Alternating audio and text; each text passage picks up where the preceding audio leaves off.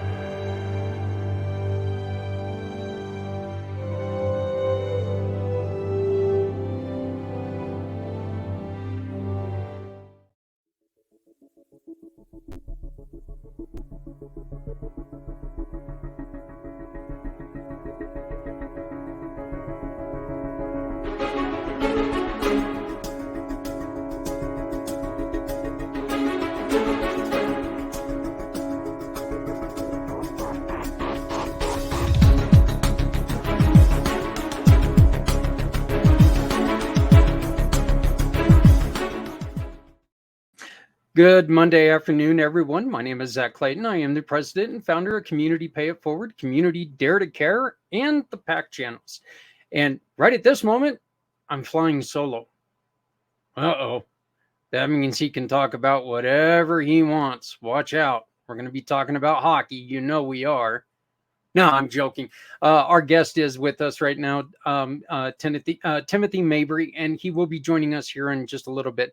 Timothy's got a great story, tragic story as it is, but a great comeback story where he takes issues from his time in the service, the Navy, and times as a firefighter, the stresses, and he struggled mightily.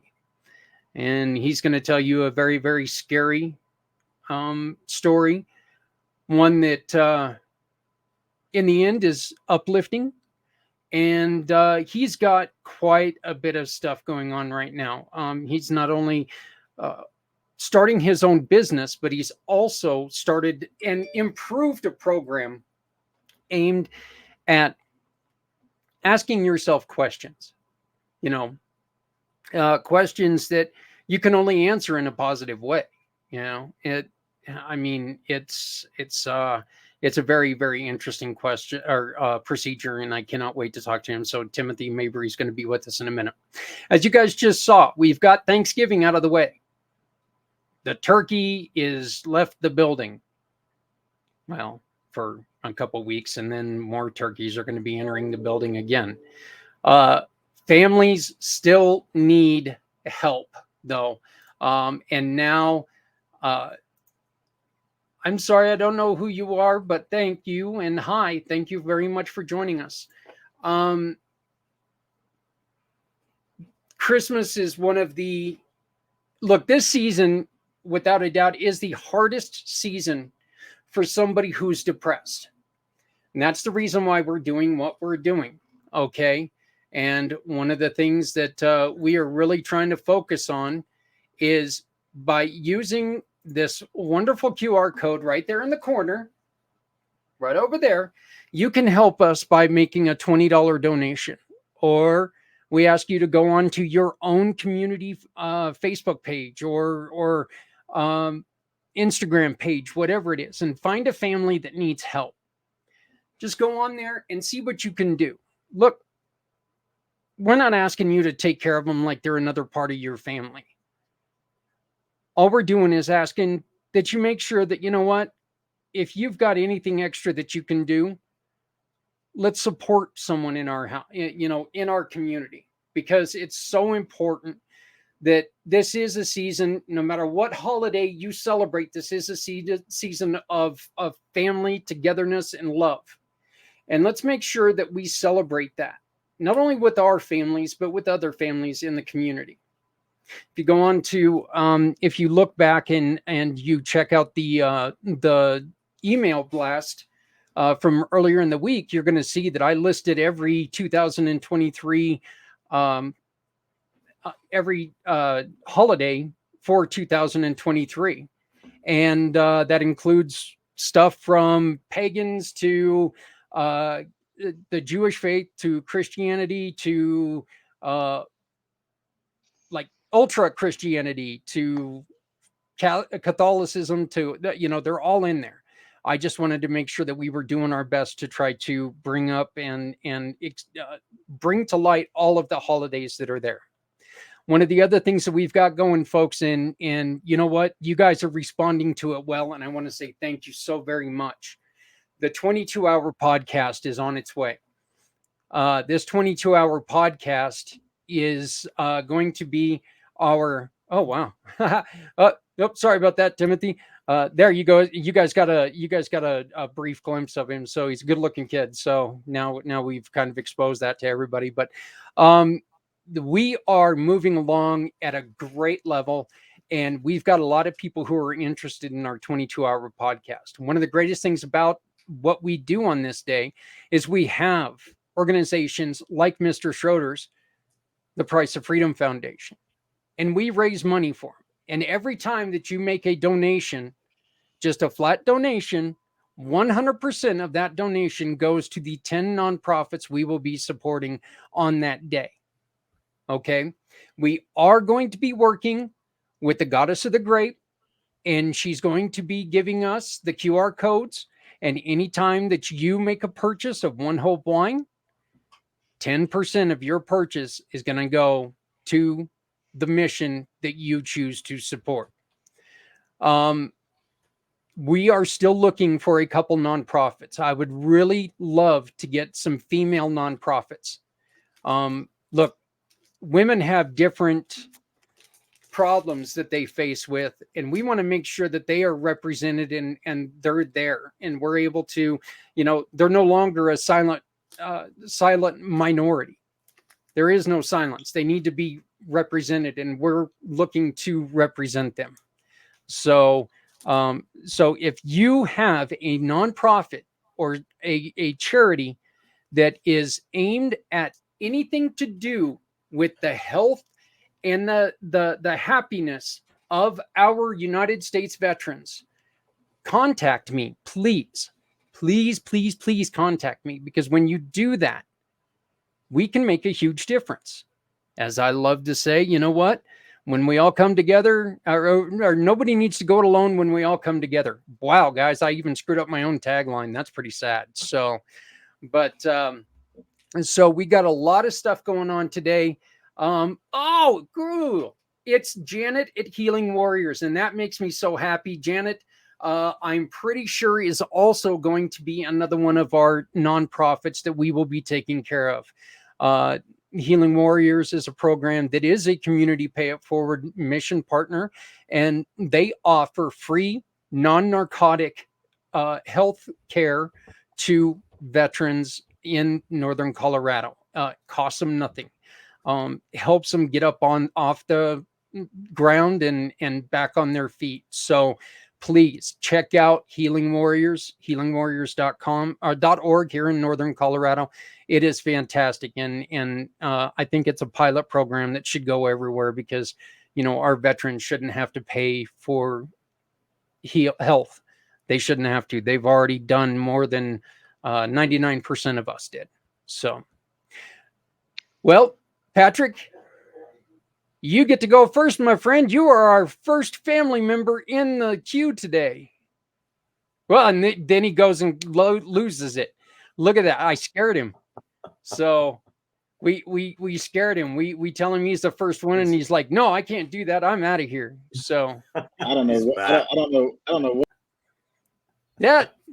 Okay, let me pull him up on the other one. There you are. There we go.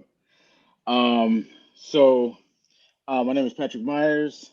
I'm the founder of Occult Edge Global, which is a platform where we are connecting a as many people as humanly possible in different groups as humanly possible to be able to support each other independently without having to go through fundraisers, different things like that. That we'll be able to do that.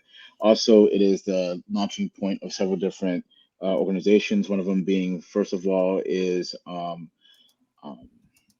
man, I'm drawing a blank from it. Consuming Fire Media. And so Consuming Fire Media is my media platform where we do podcasts. We are in the middle of figuring how to do books, documentaries of people's lives, um, different things like that. And so some of the podcasts we have already online is the Pit Mints podcast. We're getting ready to launch Voice in the Fire, Chronicles of Pat and Aya. These are shows that can be seen on this channel actually, and so these are things that are being launched out right now. So the Pitman's podcast, the actual video portion of it, is getting ready to be launched this Saturday, and so I'll be looking forward to that. The other thing I do also is called the Youth Initiative, and the Youth Initiative is also a global platform where we are teaching young people how to take the tools that we were given. I did this project called the Missing Voices Project, and what it taught is um, how to let people know that they are the actual asset. A lot of times we go after money, we go after programs, but the people around us are our greatest asset. And so it's teaching teenagers that they are the greatest asset of change in this world right now, real time. And at 15, from the ages of 16 to 20, they're able to actually have that impact right now. So it's giving them the tools, giving them the know-how. And so my job is to sit back, give them the tools, and then guide them into the directions and the destinies that they want to go into. And so that's what the youth initiative is. Also, it's faith-based. So part of their identity is showing them what their identity is in Christ too. And so um, that is where we stand. And then as far as me personally, I'm a lover of Christ, lover of God, and um, I try to tell as many people of who he is and the love that he has for us as humanly possible. That's it. Oh, thank you very much, my friend. I appreciate it, and welcome to this week's show. Mr. Schroeder, how are you doing? Good evening. I'm doing okay. I'm doing actually better than okay, but taking care of some health challenges for my wife currently. So it kind of preoccupied me most of the day, and why I was a little bit late joining. But I am a retired Army officer. Spent 24 years in uniform. Currently, went for the last almost 5 years now. I'm the founder of a nonprofit organization called the Price of Freedom Foundation. The Price of Freedom Foundation is dedicated to telling the complete life stories of those who never got to become a veteran, those who served and died while in service to our nation. So we do complete, full, in-depth biographies on each person. We tell that person's story truthfully and honorably in both written and video formats. Our first story is out and available on any retailer out there called Silent Soul, The Machinist Mate First Class Alfonso Opto Amos story. If you search Silent Soul, you'll find a whole bunch of other books out there. But if you search for The Price of Freedom Chronicles, that's what's going to show up. So that's what we do. We intend to tell these stories in video documentary format as well. We do not yet have the resources to do that. We are working with three other families, and we are looking to serve 5 more over the next couple of months. So you did, however, you did, however, just get some pretty good news recently. Can you tell us about that? Well, I mean, our first book is published. I did get hard copies in. I'm not really. I do have a mix of news, so I'm a little bit brain dead here about what you're making. That you were able to obtain the books. Yes, we did. We had 100 books printed in order to give hard copy legacy editions of this book to the family at no cost to them. So we had we had a fundraising goal of $2,000. We came about $600 short of that goal, which I found a way to squeeze out of my own limited resources to make that happen. We have about 30 books that are available for those that want to get this edition, and I will autograph that. And a $40 gift to us basically pays for one and gets you one. So. Yeah. Yes, I am excited about that. I don't happen to have one here. I should have brought one up here into this space, but they're well, actually, if I step aside, they are over here. Just a second. Several boxes of these. I don't know if the blur is going to take it out, but that's a cop. That's what it looks like. No, appreciate the. It shows just perfectly. So, hey, I wanted to go on ahead and bring this up. She was able to put it on the in the chat, and this is Healing Warriors, healingwarriors.org program. Sorry, healingwarriorsprogram.org. Again, community pay it forward mission partner. Look, this is one of the kindest ladies. Guys, I can't wait until you gentlemen meet her. I mean, she has got the biggest heart, and she is one of the hardest working people I've ever met in my life. I mean, even my wife sits there and looks at her when we're working, and she goes, God, does she stop? And for my wife to say that about anybody is amazing, because my wife never stops. So, but please visit healingwarriorsprogram.org. Take a look at what they're doing. You know what? Regardless, if you're outside of northern Colorado, a donation is needed, because this is non-narcotic and this helps veterans heal. And that's what this is all about. Once again, we are going to, well, I'm just going to say it. We're going to have Healing Warriors as one of our missions as well. I have a love for Janet and this program, just because they do some fantastic things, and we will be adding them to the program as well. So they will be one of the 10 nonprofits that we are raising money for. So, all right, guys, are you ready for this? I'd like to introduce you both to Mr. Timothy Mabry. He is a veteran of the U.S. Navy and a firefighter. How you doing, Timothy? I caught you in mid-stretch there. Look at that. Yes, sir. I was waiting for you to do that, you know. Like, wait, perfect timing. Well, thanks for having me here, Zach. It's an honor. Hey, your story, Timothy, you and I had a discussion the other day, and your story is I don't want to say it's a tragic story, but it's a very, very concerning story that could have and was very close to turning tragic. But what you've done with it is something like what Patrick, what Dennis, what, we've turned something that's tragic into something that is helping others. And why don't you start by telling us a little bit, Timothy, about your story? Well, definitely.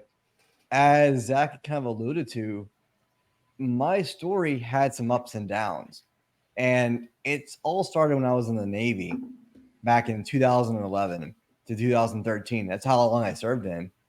And during that time period, I got thrusted into a department where there they were doing some really messed up stuff. One, my chief, who was in E7, would beat me with tools if I didn't know what they were. He would take me down to the lower depths of the ship and ask me, "What is this tool?" He specifically would hold up wrenches and other large objects, and I didn't know the answer to them. So he would take those and beat me with it. At the same time, that in that department, one of the E6s, my leading petty officer, was saying things like he was going to kill me and do other items to me.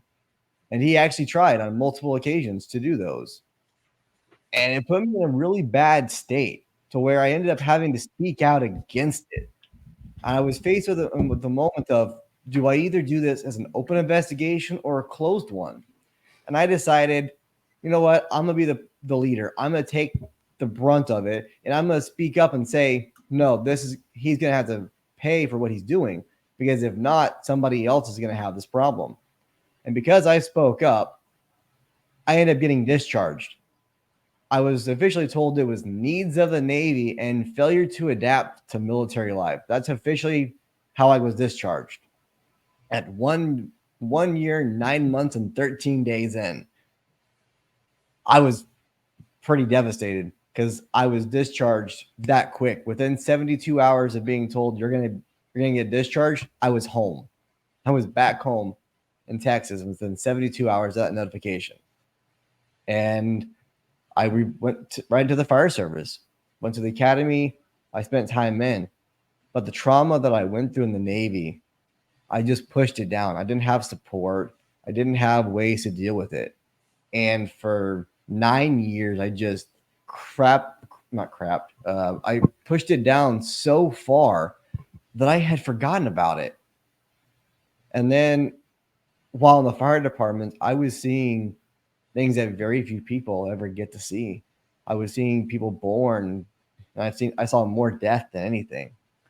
And no matter what you think, you're strong, but there's always a breaking point. Trauma does have a point to where it does creep up on you. And unfortunately, we're not taught and told how to deal with that trauma effectively. And if you don't know, it builds and it builds and it just creates such a problem. And that's what happened for me. Last year, I was going through my re-upping of my VA claim, and it brought back that old trauma. And I had just shut down. I got severely depressed. I was anxious. I was withdrawing from everything. And I just didn't know what to do because I went through with the Navy speaking up and getting discharged. And in the fire department, I didn't really want to speak up because I felt judged and I just didn't know what to do. And I had a cry for help, but that cry for help got ignored. And it was because of that I reached a point where I actually attempted to take my own life. I found myself sitting on the edge of my bed and then putting the gun to my head and pulling a trigger. A few days before that, I called the VA. It's like, hey, I need some help. I need some help now.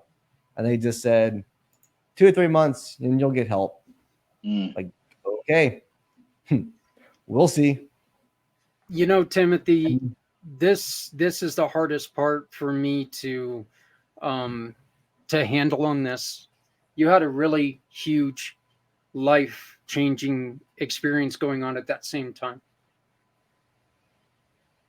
Yeah. Can you tell us about it? Yes. Most people, when they have trauma, it's just 1, 2, or 3 things happen. And that time, I got in trouble at work because I was withdrawn. I was from a great employee to and a boss to I just didn't care. I was failing my crew. I got into a car accident, and my wife was 9 months pregnant in that moment. So I was in extreme pain, mentally and physically and emotionally. And the only solution that I could think of was to end it all. But in that moment of desperation, I had a bit of realization of like, what am I about to do? I'm literally about to end it all. And thoughts of, or remember memories of seeing people pass away from suicide and the effects that it had on their family came back into my mind. I call that a God moment. I was like, you know what? Not today, Satan, ever or ever. I'm never going to do this again because I choose to live for my family. And it's in that moment that I started my healing journey. Your wife was also 9 months pregnant. Mm-hmm. So, was there any investigation, or do you know if there was ever any investigation in the Navy, or is that still something that's all shut down and shut up? It was kind of both.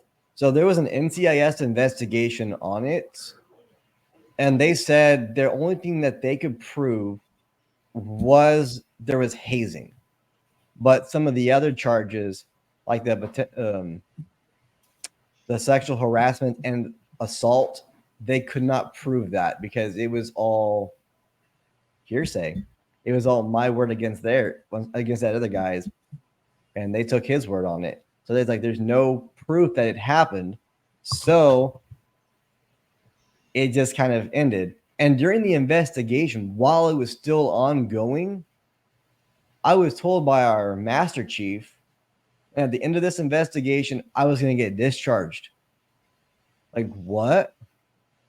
I bring up a problem that's happening in your organization, and you're saying I'm going to get discharged because I can't adapt to military life?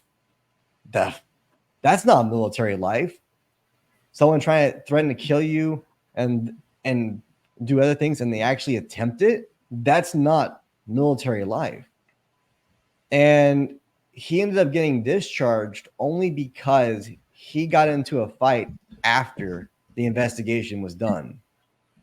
And that fight happened in front of the Master Chief's office by the medical bay, too. There was a whole bunch of people who witnessed that fight. And because of that fight, he got bumped down to an E2. Being over 15 years in, he got discharged because of that. I don't think he got a dishonorable discharge. I don't truly know, but that's what ended up happening to him. When you were in the fire service, you went to your battalion chief and asked him, why didn't you support me? He had a very, very unique answer. Yeah, because he was one of the people that had to cry out for help. And his answer, when I asked him, what happened in that moment when you didn't answer my cry for help? He's like, I didn't help you because I couldn't help myself. I didn't know how to overcome my own problems and didn't feel worthy. So I didn't help you. It's just, it's astonishing. Patrick? I think it's I think in a way with you said your fire chief battalion, right? Yeah, battalion chief, yes. Your battalion chief, right? Like it might sound kind of crazy, but that's probably like the best thing that he could have done at that moment. Because a lot of times, if you can't help yourself, man, like you'll end up drowning the people that you're trying to help. That's from just personal experience, man. Like if you don't have yourself right, man, there is sometimes no way you can help someone else because it's just like being inside of a like it's just like being in like say you're in a pool and being a Navy. I was in Navy too, actually. And then I understand the ship life. Uh, it's there's a lot of unspoken things, I don't ask, don't tell. in a whole lot of different areas, right? So empathize with you, man, in that aspect of things. But it's like being in a pool, right? Where if you're drowning and then I don't know how to swim, and there's all kind of reasons for that. Number one, like when I first went to boot camp, you see all the black brothers, and we just sank to the bottom, you know. So you get in there, yeah. Let's be real. You don't want that brother trying to come help you try to swim, right? You don't. That's the last thing you need. And and um and so like in that concept, in that concept, it's like there's just grace given to the battalion chief, because like that's the worst thing. That's the worst place to be is when you're drowning yourself. And like a lot of people don't understand, like especially people in leadership, like they're usually the worst hurting, um, because they have to carry everybody else's pain and sufferings, right? And then now with the military portion of it, man, like I'm not going to say a whole lot to it, but I understand the stuff that you're talking about more than you know. I was on the ship I was on the Roosevelt during 9/11, and it was one of the longest cruise in U.S. history, and it there was some savagery going on out there, man. There just was, man. It happens, and but not to excuse it or anything like that, man. Just my heart goes out to you, man, because even in telling your story now, you can just still see like a lot of um, the hurt and pain from those things, like still. And not saying you don't have victory over it, anything like that, but you can just still see like the remembrance of the moment, right, or the remembrance of the things that you had went through. And I just want to say to you, man, just like it's kind of inspiring, man, how you had that moment where you had that come to God moment where it was just like you saw the effect of everything that was getting ready to happen because of what you experienced. You know what I mean? Like, like almost like the fire department saved you from taking your life in some kind of weird way by going through all that. When I got out the military, I went into EMT services, and nobody tells you that like like it's gonna be crazy out there, man. And it's mind blowing the stuff that people do to people, or just the stuff that happens to people, and stuff like that out there. It just you can't even begin to rationalize half the stuff that happens out there. And I couldn't stick with it, man. But like it's just really cool, man, how that changed your life. When you say you had that come to God moment, can you explain a little bit more in a little bit detail, like how that actually played out in your life in that moment? Where like what were you thinking? Um, um, what was the key things? Not just that you want to live, but like what were the key things that were just like, hey, this is what's going to affect things? Because you're talking about you had a 9-month pregnant wife, um, um, and so much to that you were battling with at that same time. Can you just go through a little bit more about the experience of getting to that place, and then what that click and that change coming out of that in a little bit more detail? Yeah, definitely. So in that moment, I was feeling lost, desperate, and just uncertain. There's a lot of variables that I didn't have answers to. And then when I remembered seeing the negative effects of a suicide, where dad told his kids, he had 4 kids, and he told them, Mommy's not coming home today. Mommy's no longer with us.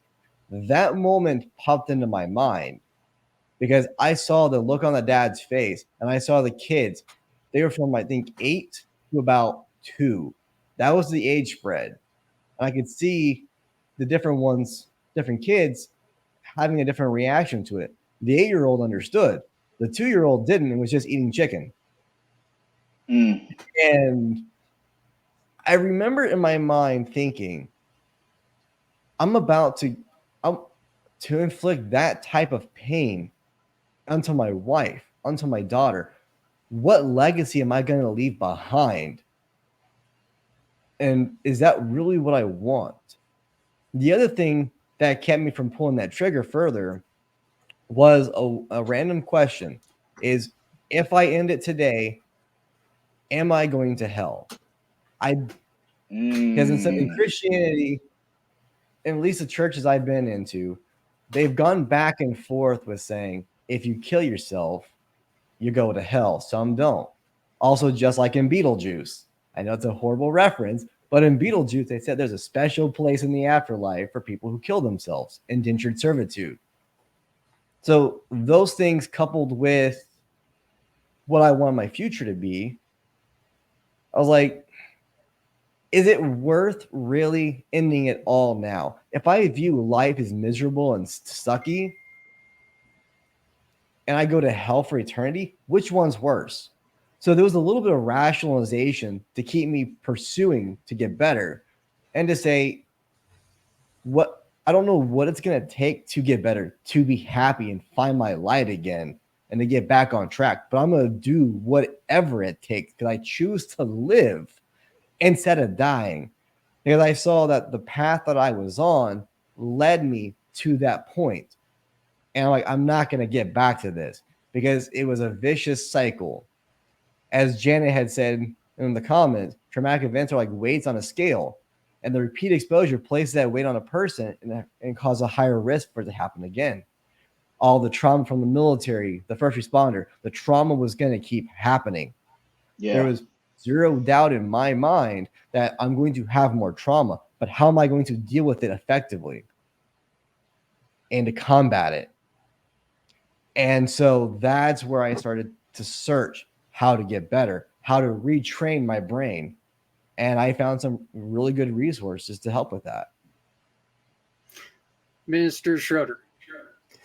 Well, Timothy, thank you for coming on and sharing your story. I just want to let you know that you've got a group of folks here that really do understand what you're going through. Now, I spent 24 years in the Army.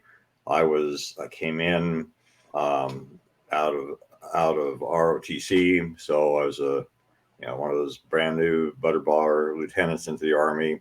But I actually had some experience in high school with the Navy because my father was Blue Water Navy, and I was in the Sea Cadets in high school and took a cruise from Seattle to Anchorage and back aboard a destroyer escort one summer. So I have a little tiny bit of knowledge of what ship life is like.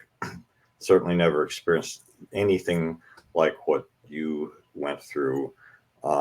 And I just want to say that I'm sorry that the military justice system let you down like it did. I know when I was a junior officer and was responsible for for soldiers, that the hardest things that I had to do involved Article 15s and others when there was no physical evidence. And so it just tortured me to have to make a decision that I knew was going to impact the soldiers under me, no matter what I decided, no matter what. And so I have great empathy for you for that. But while I was in high school, I also, and I think I was your first guest on this topic, wasn't I, Zach, here when I talked about the fact that at 17, I had my father's pistol to my head with a finger on the trigger. And it was a thought that came into my head, similar to as you described, that asked, because I wasn't upset with my parents. I mean, I was upset about my life, about a lot of other stupid things in retrospect. But the thought came in and said, it was a question. It said, how are your parents going to feel when they come home and find their oldest son with his brains blown out all over their bedroom? And that was all it took, really, because I wasn't upset with them. I knew it would upset them. And at that point, I really didn't have a good concept of how traumatic that would be to them, but I knew it would be bad. So I'm thankful that, so I have an understanding, and I think we all do. I guess my question would be, you kind of hinted at this a little bit about the resources. So, given these experiences that you've gone through and this trauma and this brush with death through suicide. What resources did you find that were helpful for you? And I'm assuming you have some things that you can bring to other people to be helpful to them, both as individuals and possibly as organizations. Yes, that's correct. I do. So the first thing that I ended up finding was a buddy of mine had me go to a conference. Well, I met him there, and I heard David Goggins speak. And I just remember hearing Goggins talk. I was sitting on the outside of the stadium because it was up in Arlington, Texas. And I was standing in Frisco. I was standing on the outside of the stadium. I just heard Goggins speaking and how he was retrained his brain from where he was to get to that point. So I looked up Goggins on Amazon Podcasts, and I came across this one podcast series called moonshots.io. And it's an Australian podcast, and they pull from some of the greatest people, and they talk about them in an hour, and they digress different topics. And the biggest ones that I remember were happiness, for rewiring, and overcoming. And that's what really started to help me reshape my inputs. That, and actually, after that attempt, I called the VA back up and said, I need help now. And they were like, again, we'll see you in a couple of months. I was like, you don't understand. I was about to end it. Like right now, I was literally about to end this and I need help. And then I got the help. They're like, okay. So they started to give me to the CPT, cognitive processing therapy, and going over stuck points. Between the podcast, the stuck points, and then getting plugged back into church, it started to have a better benefit in my life. And what I've done is I've actually created, and I'm starting to deploy on January 1st, a 30-day program that I'm created. And it's to specifically help with retraining the brain. See, what I found in the stuck points, like the military or the VA had, was you came in for one day, for 1 hour, and you talked about your issues. Ooh, big deal. That actually made it worse. For anybody who's ever been through therapy, or especially who's been through a lot of trauma, you know, that 1 hour doesn't make anything better. It brings up all the demons, and the demons are like, hi, we're here to play. They're like, surprise, mother. Yeah. And then you're back like, I don't know what to do. I want to get out of this, but I don't like these demons.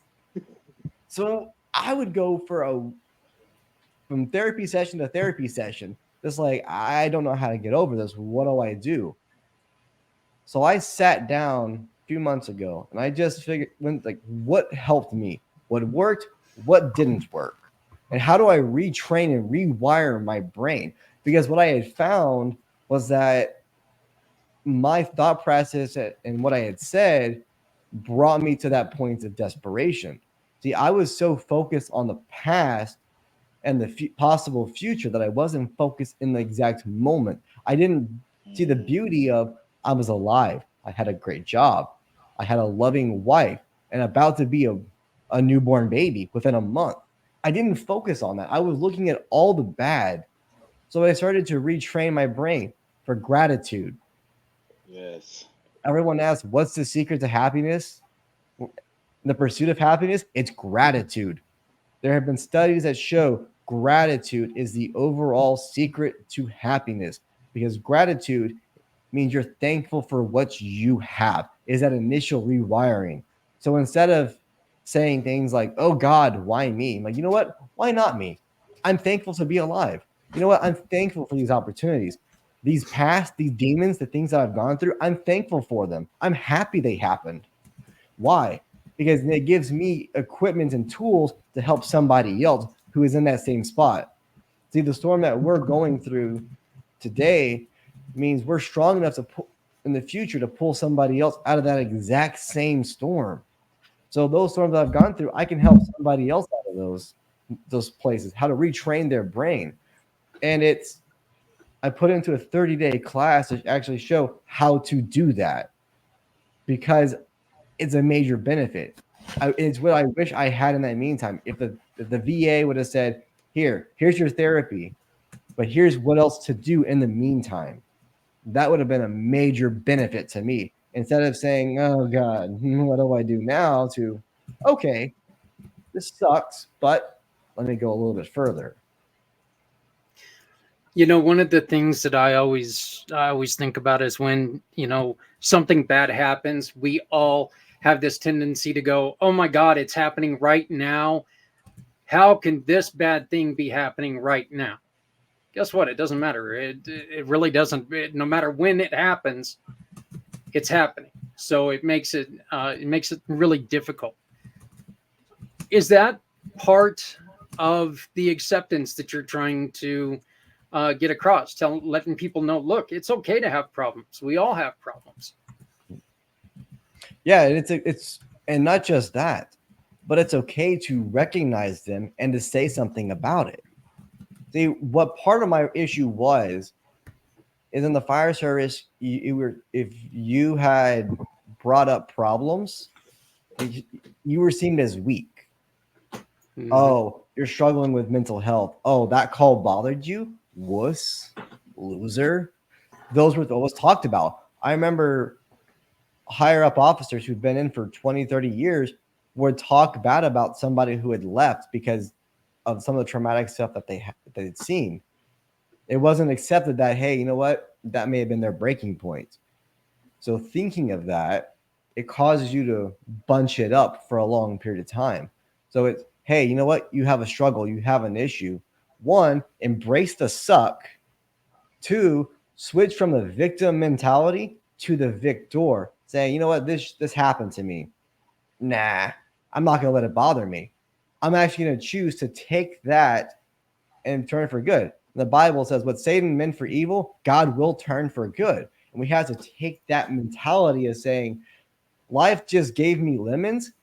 All right, I'm going to make lemonade out of it.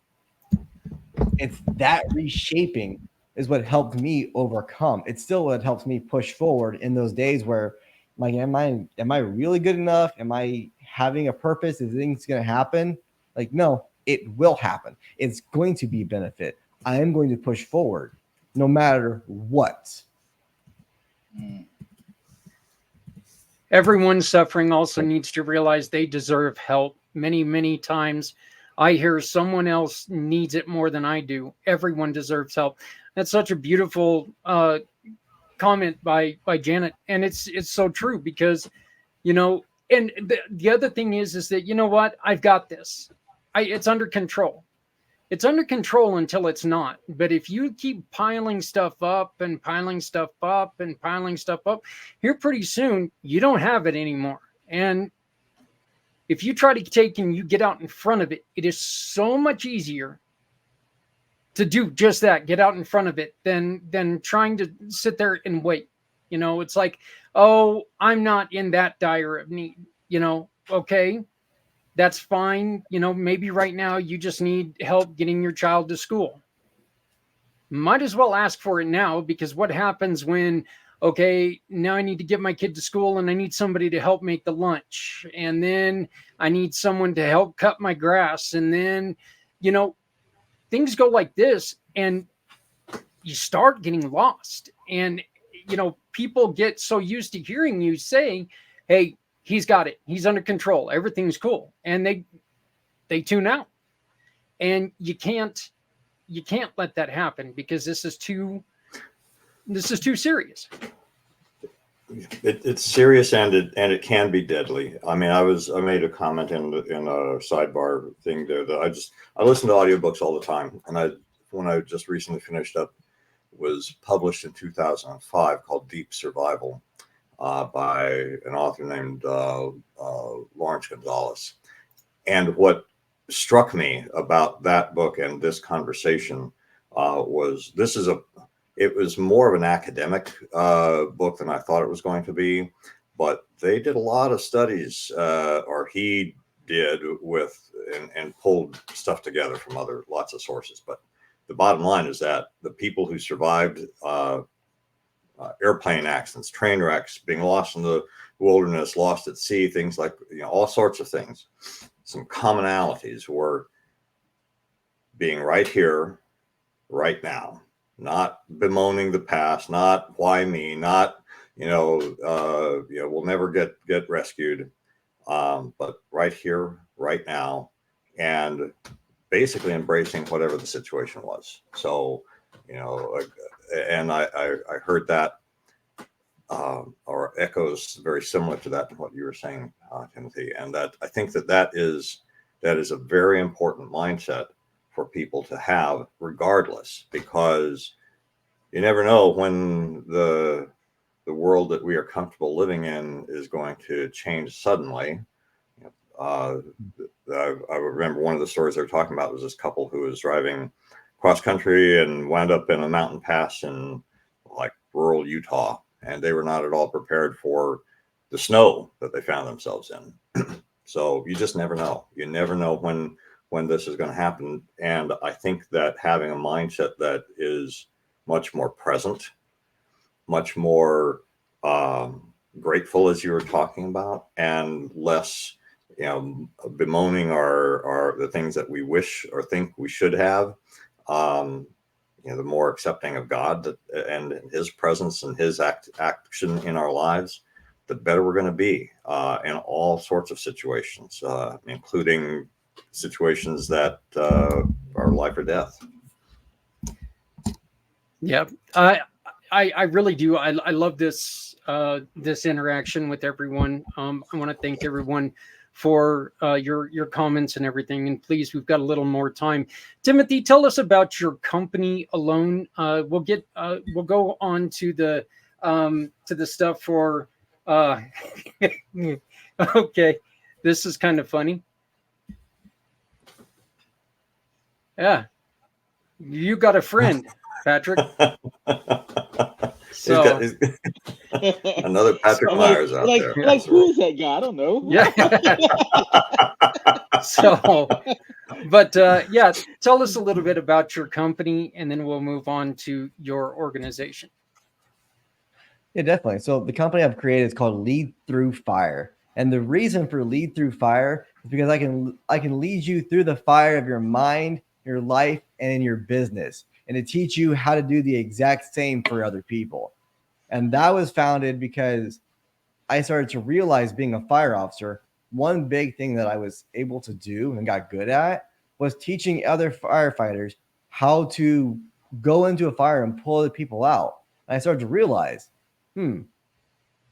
that's what's missing in most of the leadership training out there. Most of it teaches you how to charge in, but majority doesn't say how to pull back, when you do have the retreat or after the fire, after the situation, what do you do in the calm? Because in those moments, it's when the demons come back. And that's when you got to charge in a different aspect. And that's where I created that program to do so, because you're not alone. And if you don't know what you don't know. See, everyone talks about PTSD, but very few people know what PTG is, post-traumatic growth. See, post-traumatic growth only occurs when you know what to do and how to actually overcome when you're stressed. Same with pre-planning in the fire service. You have a plan before you go in. So this way, whenever you get the situation, you have a rough idea on how to mitigate it.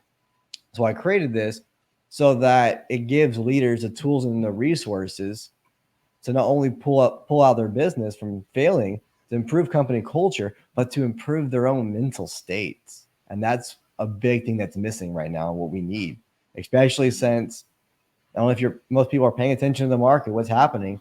We're in a downturn. Alarm bells are saying that we're have a high chance of entering a recession in 2024. Companies are already starting to tighten their belts. Just like in COVID, people had a major mental health crisis. There was a lot of help that was needed. And this company is designed to help against that, to help give the leaders the tools to recognize those situations so that when the cry for help happens, they are equipped. They know what to do. And if not, say, here's a resource that that'll better help you instead of just, oh, okay, and letting it slide. Yeah. Yet the look, it's just once again, this is something that if you wait too late again, you're damaging your, you're damaging your footprint. Basically, you're damaging your business. And getting out in front of things is so important. And just remember, even if it's a small ask, let people chip away at it a little bit. Make sure that your mindset is calm, because you know what, when you start seeing things like your car getting repossessed, and you start seeing those disconnect notices on your door, and you start seeing all these other things that happen, and you're at this point in time, you're like going, well, I need this money by, in 3 hours or I'm out. There's very little people can do. If you get ahead of it and we start working from the beginning, there's a chance that we can do something. So yeah, it looks like you've got another wedding or message here there, Patrick. I'm not bringing any figgy pudding, brother. That's I don't even know. I don't even know what that is, man. I was just like, I don't know. I don't know if it sounds good, man. yeah, it definitely doesn't sound that great to me, and I tried it, especially man. not right now. So, but Just to say I do, man. all right, yeah, going ahead. I have just something for Timothy. Do you like to be called Tim or Timothy, man? Either one, I'm not too picky about it. All right, all right, all right. Um, it's just I just really love the faith aspect of things, that where God just takes you from one place to another, right? A lot of times, like, um, these are things that we don't know how big of a deal that actually really is, and and especially when you are in those places looking at eternity and you're trying to figure out what next, and then like you're trying to figure out those things. It's just it's amazing, like, um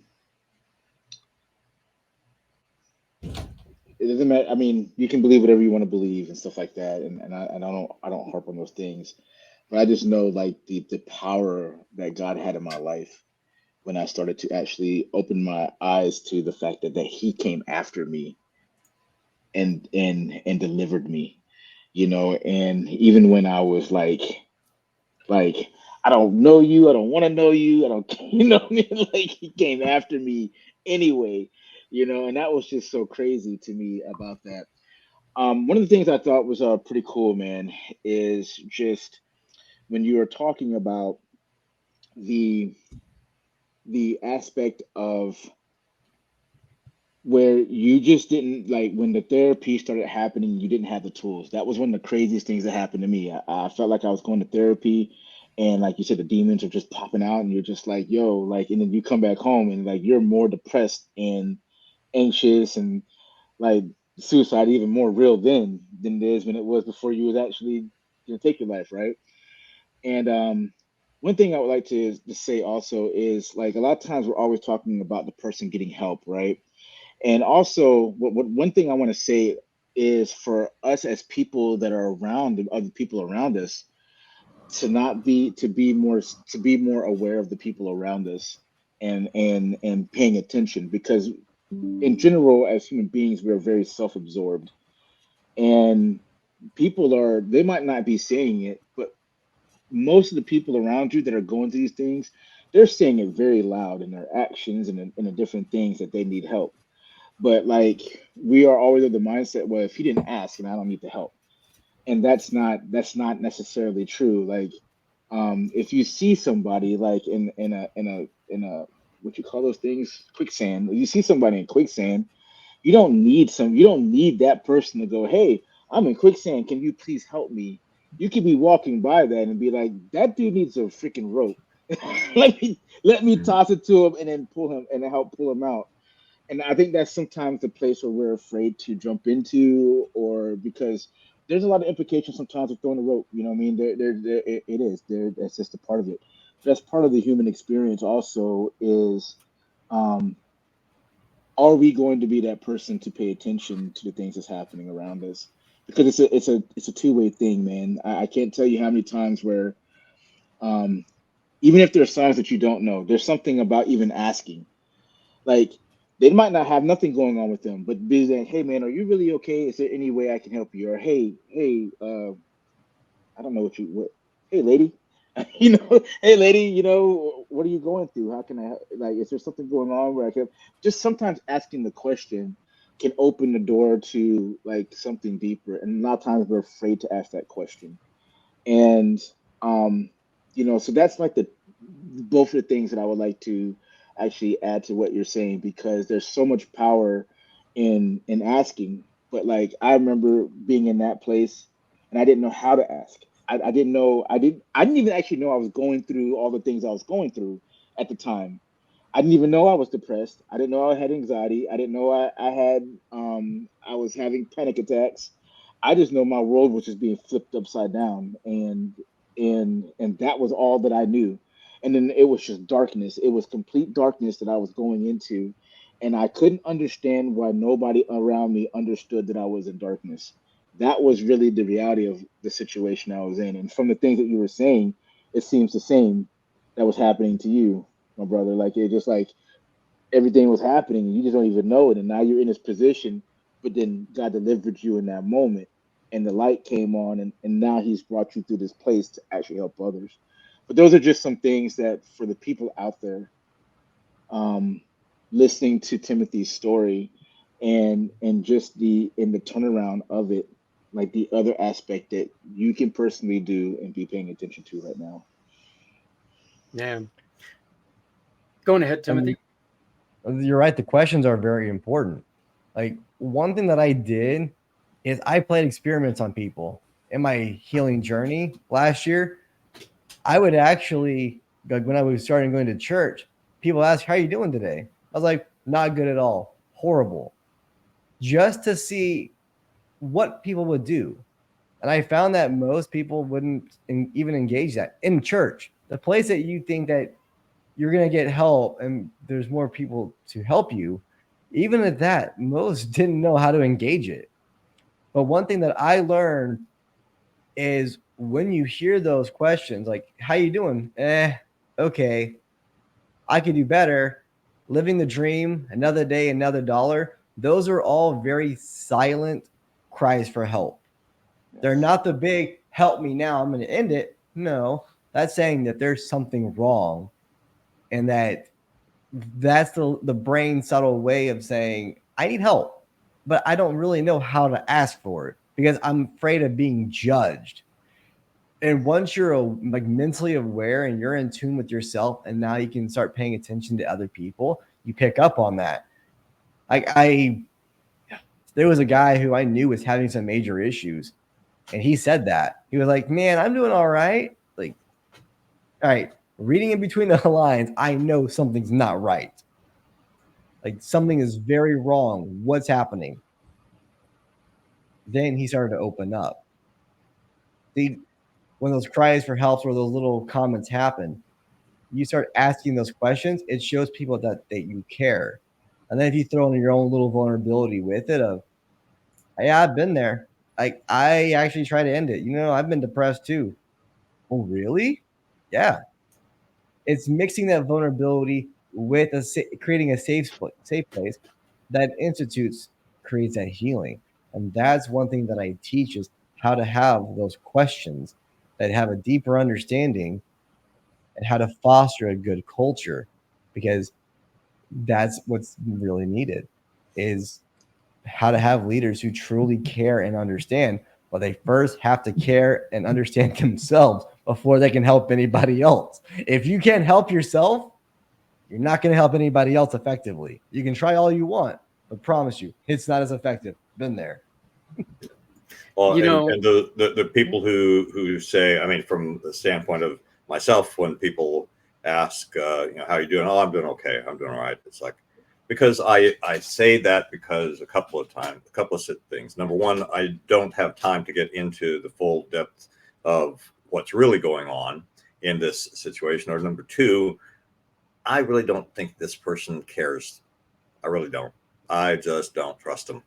And so I'm going to give him the pat answer to kind of end the conversation and move on. So, but having, and it's because most, as you're describing, most people in church and different organizations that I've been part of, unless you are consciously and specifically making a choice to be available and present and willing to help somebody in the situation that they're in, most people are just not going to do it. They're not trustworthy for that.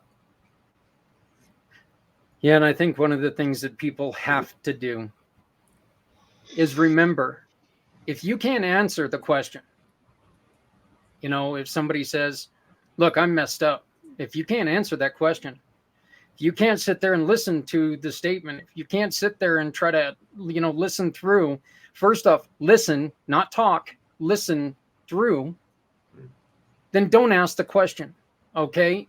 Don't ask a question thinking that you're going to get a rosy red answer, okay?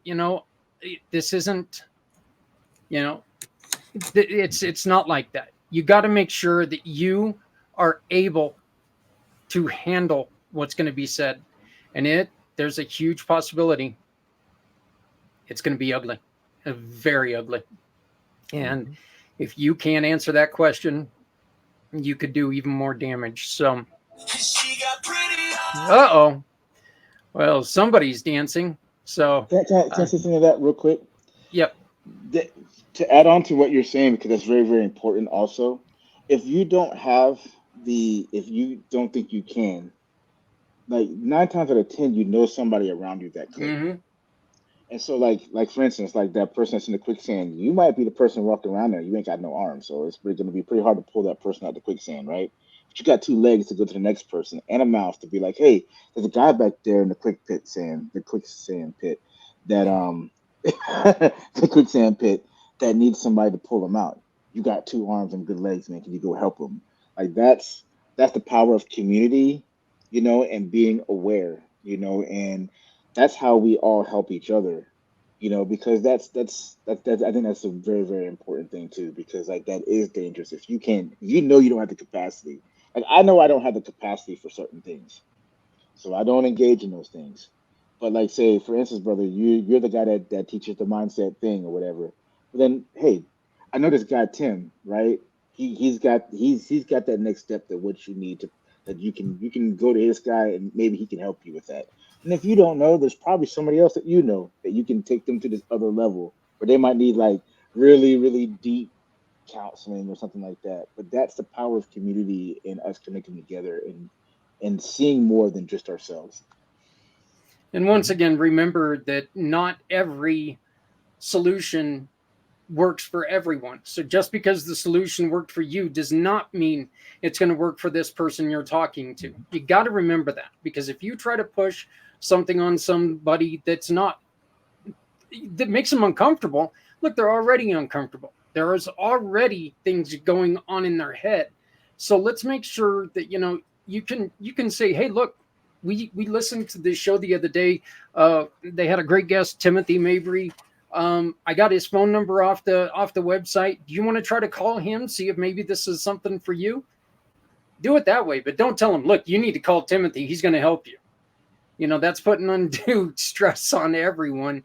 And that's telling somebody that exactly what they're going through. And that's just dangerous. So, well, Dennis, we're at the end of the show. We went over again.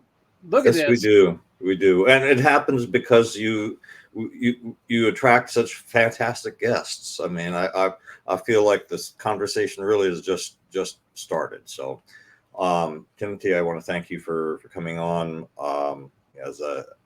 I don't want to rehash what I said before, but I know that the trauma you experienced was unjust and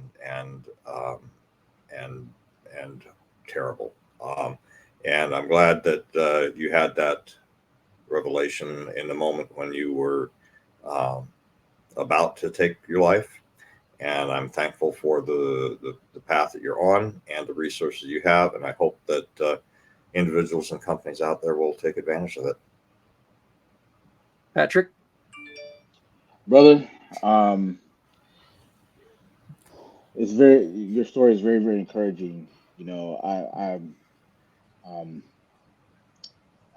I see the path that you went in your life, man. And you went through a lot of terrible things. But like how you were saying before, that gratitude portion, that's the part I want to give to you also. It says, um, even though you went through those things and they were terrible, and I'm sorry that you went through those things. I'm actually very very grateful that you did, because now there's one more person out there to fight for the other people. And so and actively seeking ways to actually do that. And so just blessings upon you, man, and upon your journey. And um,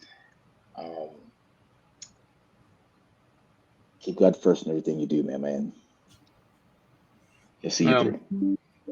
um, we are very lucky that Timothy is going to be joining us on February 22nd.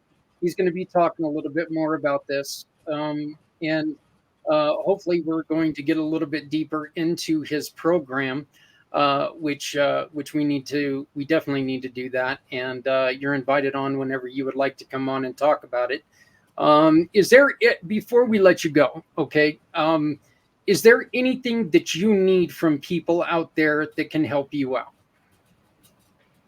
Definitely. So the biggest thing that I'm needing is to get on more platforms to spread this message, and for companies who are looking to improve their culture and their leadership team. That's a really big thing. And as I alluded to before, we're coming up to a time where people are going to need more help. Yep. So if you need some help, if you're a leader who wants to have a better, will become a better leader and connect better with individuals, I'm going to put a link in the chat to a free guide that I created on my website. So it's a downloadable document, and that'll give you some help. And if you want additional resources or want me to speak at your event, just in the comments or when you download the guide, just put that additional field, and I'll be there for it. And I'm sorry about this. Little behind here, but if you want that free guide, Timothy is offering every listener to Footprints Forward a copy of the free guide. Let me get the opens in a new tab. I don't know why all of a sudden it started doing that, but simply go to this link and you can get this free guide. I'm also going to put it into the comments. And so you can take and look for it. Timothy, I'm going to introduce you to, both of these fine gentlemen, but I'm also going to introduce you to Janet. I see what she is doing here in Colorado and what you're doing as something that there could be amazing things working together. And I really do see that going well. So, but you've got it in the chat. You've got it right here in the on the screen. So please get this free guide, check it out, and be there if somebody needs you. Okay, but make sure you're there. Put this thing down. Open these things. Shut the mouth. If you can't do it, don't ask, because it could be the difference between life and death. Timothy, thank you so much, brother, for coming on. Oh, the link isn't working. Oh, damn. I will send it to you, Janet. But I will send it to you. But Timothy, thank you so much. Oh, since I think it might be because it's all combined leaders guide opens. It'll be just leaders guide. Yeah. I will send it to you, Janet, as soon as this is over. So just we can try to do it. We can try to work this. And on the website, communitypayitforward.us, go to Footprints Forward, and you will find that link as well. We will maybe even add. We'll talk to Timothy about adding it to the page so people can have it when they need it. But Timothy, brother, through everything you went through all the struggles and all the glory, congratulations on the child. Welcome to the wonderful thing of fatherhood, man. And thank God you're still there for that child. Thank God you're still there for your wife. And thank God you're still here to help others. Mr. Schroeder, thank you, sir. Thank you so very much for joining us again. Look, the show is doing something, and I'm very, very proud of you guys for helping it get somewhere. Patrick, brother man, thank you. Thank you. As always, awesome show. Hey, everybody. Once again, the QR code in the corner next to Mr. Dennis Schroeder, the X box, I guess, instead of the tic-tac-toe thing, where you need that X. Go on ahead and scan that beautiful little QR code and help us by donating $20 or helping us find families who need help. Do you need help? And I don't care if you're in Colorado. I don't care if you're in Tennessee. I don't care where you're at. Yep, right there. Fill it out. Hopefully we can find somebody to help you out. If you can help us, donate $20. If you would rather look on your own community page and find someone yourself, please do that. Just make sure you're helping someone, because remember, if you're not helping someone, you're hurting everyone. No one needs to go it alone when we all come together. My name is Zach Clayton, Community Pay It Forward, Community Dare to Care, and the PAC channels. Folks, love somebody out there because somebody out here loves you. Thank you very much, and we will see you next week. Maybe.